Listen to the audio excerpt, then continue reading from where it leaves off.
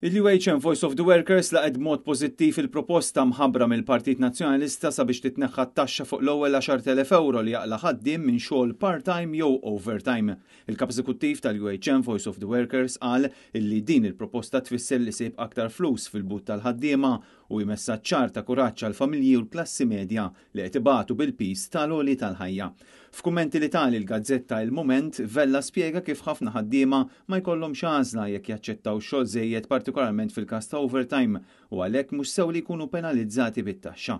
U sostna li jekk din il-proposta ssir realtà, il-ħaddiema se jibdew gawdu bi sħiħ il-qilieħ tagħhom minflok jitnaqsilhom bit-taxxa.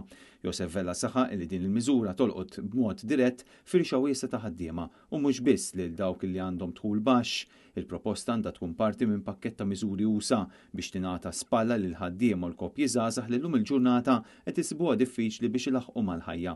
U qal ukoll li flimkien ma' din il-miżura għandu jkun hemm proposti oħra bħal dawk li jtaffu l-pis fuq self għall-ewwel dar. Josef Vella temm billi qal li hu importanti li jkun hemm bilanċ bejn il-ħajja tax-xogħol u l-ħajja privata u miżuri bħal dawn jagħmlu differenza pożittiva fil-ħajja ta' eluf ta' familji f'pajjiżna.